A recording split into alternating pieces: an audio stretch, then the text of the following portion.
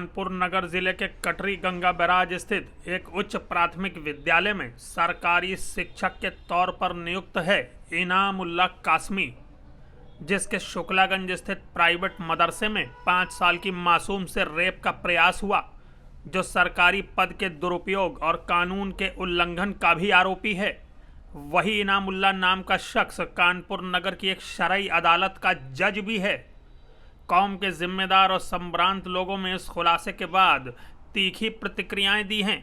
मुस्लिम बुद्धिजीवियों का कहना है कि आखिर कैसे कौम के नाम पर धब्बा लगाने वाला व्यक्ति शरिया अदालत का न्यायाधीश हो सकता है।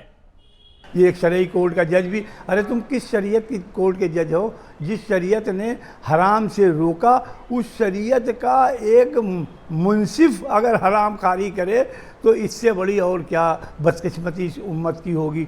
लिहाजा जिस तंजीम से जुड़े हैं, अगर वो तंजीम वाकई ईमानदार है तो उस तंजीम को उनको अपने उससे निकाल देना चाहिए। और सरकार का जो उन्होंने पद ले रखा है, सरकार से जो तनख्वाह 80-90 हज़ार रुपये महीना हासिल कर रहे हैं और साथ में अवैध कब्जे करके मदरसे चला रहे हैं, इसकी पूरी जांच करके इनसे रिकवरी करना चाहिए और ऐसे लोगों का ठिकाना जेल की सलाखों के पीछे। फिर बता दें कि शुक्लागंज स्थित मदरसा अरबिया जामिया रहमत में एक 5 साल की मासूम छात्रा से बलात्कार के प्रयास के बाद संचालक इनामुल्लाह कासमी के खिलाफ आरएसएस समर्थित एक संगठन सूफी संत मलंग ने हाल में जिलाधिकारी को शिकायती पत्र देकर सख्त कार्रवाई की मांग की थी। सूफी संत मलंग संगठन ने अपने शिकायती पत्र में इस संचालक इनामुल्लाह के लिए बड़े खुलासे करते हुए बताया था कि किस तरह सरकारी शिक्षक होते हुए भी इनामुल्लाह कासमी ने कानपुर नगर समेत उन्नाव के शुक्लागंज और कौशाम्बी में कई प्राइवेट मदरसे खोल रखे हैं।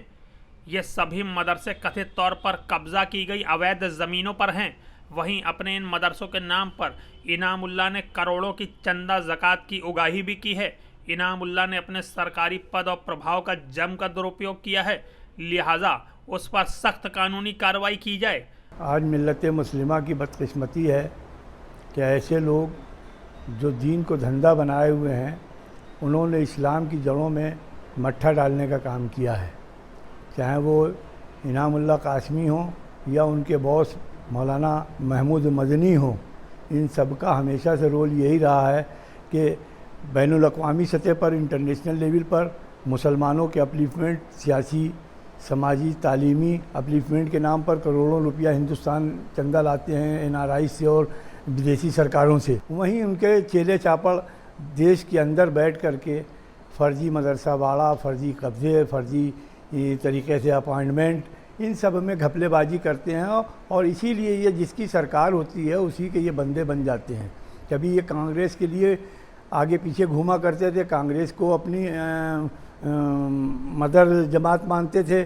उसके बाद जब इन्होंने कांग्रेस का ज़वाल आया तो हिंदुस्तान की उन सो-कॉल्ड सेकुलर सियासी जमातों के दामन थामे आज वो बीजेपी को धोखा दे रहे हैं। एक्चुअल में इन सब की गहरी जांच होनी चाहिए।